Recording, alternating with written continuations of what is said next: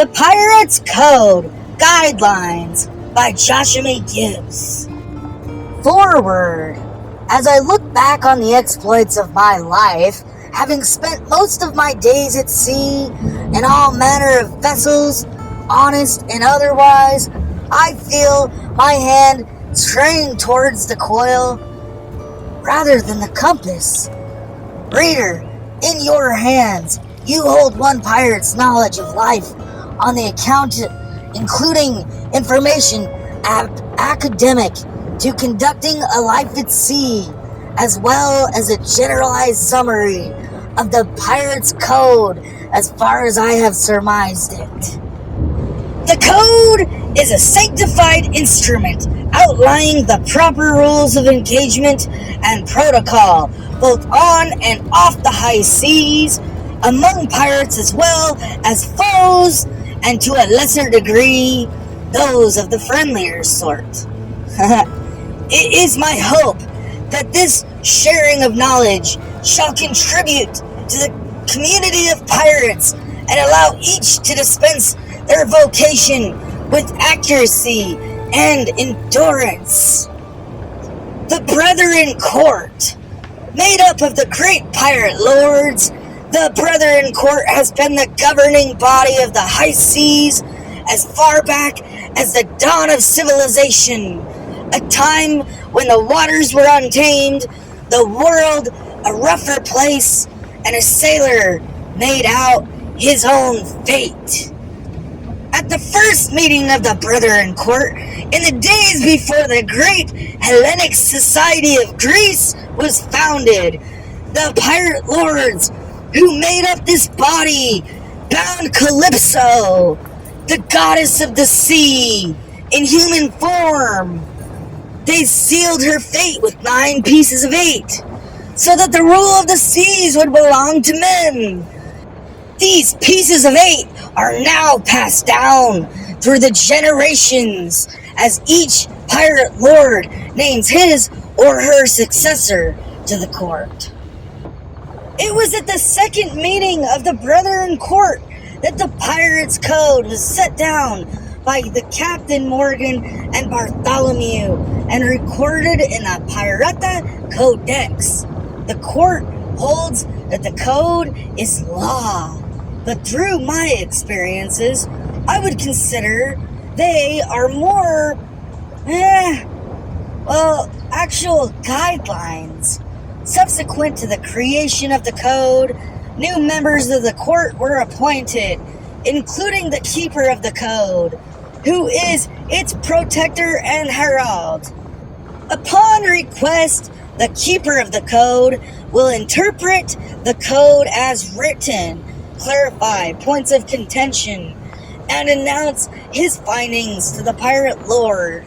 The keeper designates his or her successor. The keeper is assisted by the carriers of the code. These 2 men deliver the Pirata Codex to the pirate lords when so ordered by the keeper of the code. This position cannot be transferred and is held until mortal demise. At times when the very existence of pirates seemed imperiled, and the brethren wished to declare an act of war against a common adversary, they can do so only upon the agreement and the election of a pirate king. A pirate king is selected by a vote of the 9 pirate lords of the court. Prior to nomination, the king must fulfill the following 3 requirements. The applicant must captain a ship, swear by the code, and have killed a man. Once these prerequisites are proved, the elected king is sworn in by the keeper of the code. Duties of the pirate king are detailed in the Pirata Codex and include declaring war, assembling forces, and fashioning strategies. The method of summoning the court is in the form of a song.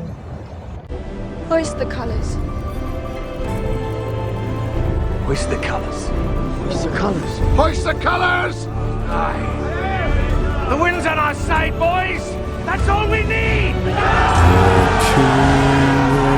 His man stole the queen from her bed and bound her in her bones.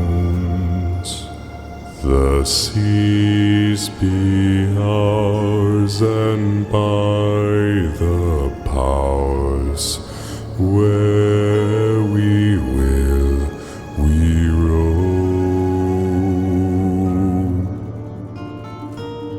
Yo-ho, all hands, hoist the colors high. Heave-ho, thieves and beggars, never shall we die.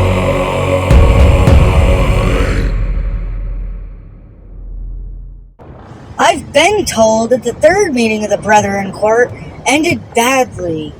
The fourth meeting of the court was called by Captain Barbossa, pirate lord of the Caspian Sea. I was present, as were Captain Jack Sparrow and newly instated Captain Elizabeth Swan. The East India Trading Company were advancing with an armada to destroy the world of pirates, and Captain Barbossa was eager to release Calypso, a process that needed all the 9 pieces of 8 be brought together again in the hopes that she would bestow her favor upon him in order to gain control of the seas himself. Jack, the pirate lord of the Caribbean, it turns out, was eager to declare an act of war against the EITC. Barbossa maintained that only a pirate king could declare war, and this was confirmed by Captain Teague, the pirate lord of Madagascar and keeper of the code. There hadn't been a pirate king as long as I could remember, since each pirate usually only votes for himself, and they usually don't live that long anyway. Occupational hazard. But when a vote was called for, Jack was changed the balance of voting for Captain Swan, and as she met the requirements for the position, she was elected king. She voted for war against Cutler Beckett and the East India Trading Company. But there was so much more beneath the waterline that I could have suspected. The keeper I saw bore an uncanny semblance in Jack. I wonder,